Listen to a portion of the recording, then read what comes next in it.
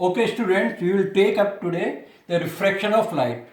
In the last video, we have taken the reflection, where the light is reflected from a curved surface. Here, we will take the refraction of light. What is refraction? Refraction is the phenomena in which a light ray goes from one medium having refractive index 1 mu 1 into refractive index 2. While entering into the second medium, it changes its course. It turns away or towards the normal. This is the incident angle, this is the refracted angle. It doesn't go straight as such, it either turns away from the normal or towards the normal. If it is going from rare medium to denser medium, it turns towards the normal. If it is going from denser medium to rare medium, it turns away from the medium. And this phenomena is called refraction of light.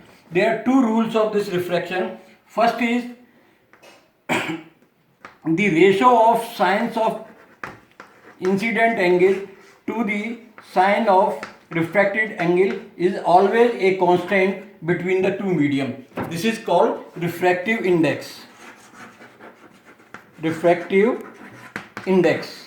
This index is a fixed quantity between the two medium. This can be said in another way, that refractive index is speed of light in air to the speed of light in the medium.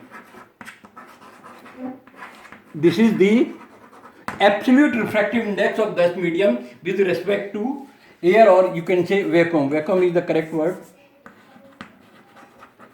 So we can define refractive index of a medium in two ways, this and that way. Okay. Now, what happens when one ray goes from one medium to another ray? There are two things happen. One, as we have seen from the beginning, speed of light changes. This is very important. Second, the wavelength also changes. But very important is that the frequency remains the same. This is the most important property of refraction. There is a frequently asked question in examination also, which is the physical quantity which remains unchanged when light goes from one medium to another medium. So answer of that is the frequency of the light. Frequency doesn't change. The frequency is speed upon the wavelength. It doesn't change, so that the wavelength change in the same ratio as the speed change, and to overall frequency remains constant. This is the very important part of the refraction. Now let us consider a phenomena where a light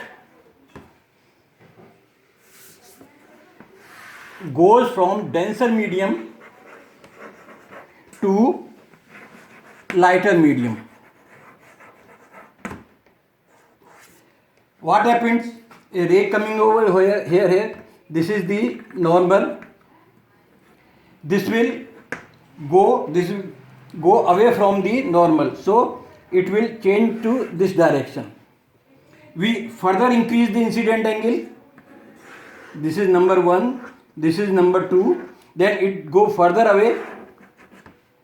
Now let us see the third case.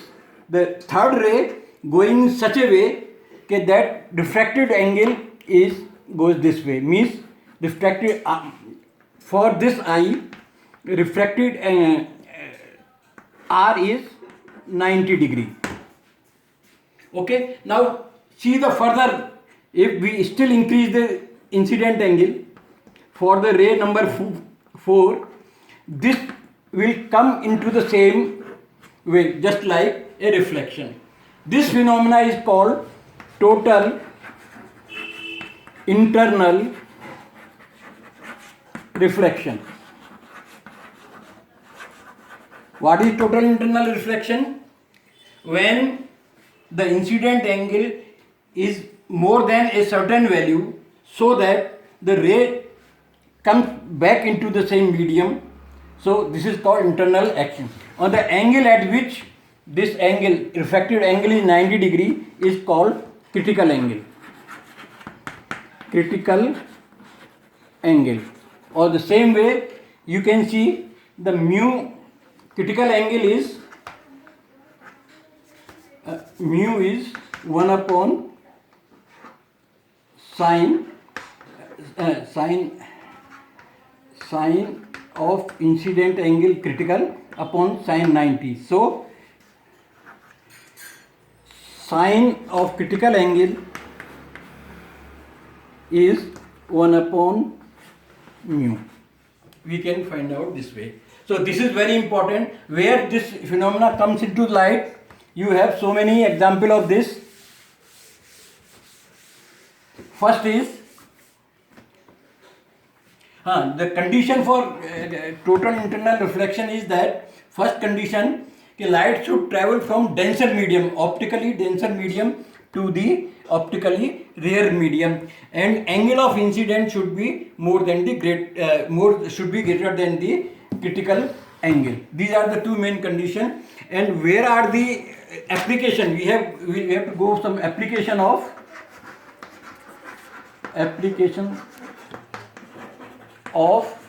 total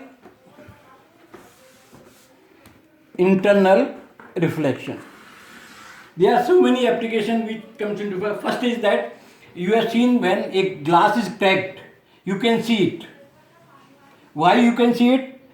Because say a glass there and there is a crack in this.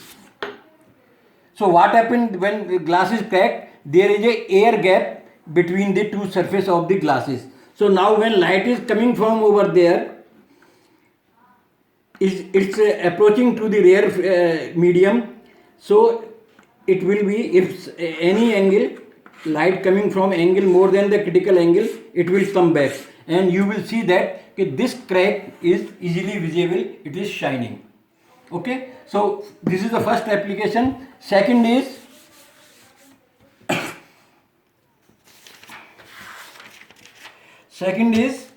the brilliance of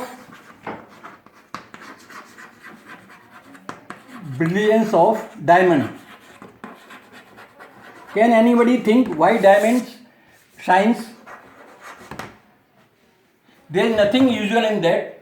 Diamond is actually a pure carbon and its refractive index is 2.41, perhaps the highest. No other element has refractive index more than this. So for that, critical angle is very less. Secondly, we cut the diamond in such a way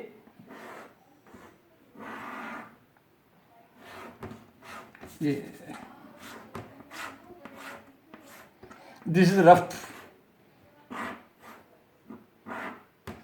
rough sketch of diamond, where the face of diamond is cut in such a way that when light falls on this first enter inside the glass and enter inside the diamond, and as the refractive index is very high, the incident angle is very less, and lot many rays which entering inside the diamond is falling on the surfaces or these various surfaces at the angle greater than the critical angle. They cut diamond in such a way that most of the light falling inside the diamond is more than the critical angle. So most of the light turns back, totally internally reflected, and it looks that diamond is shining. So this is the importance of total. And third is very important is the you have seen the, जब 10 minute हो जाए बता देना, मिराज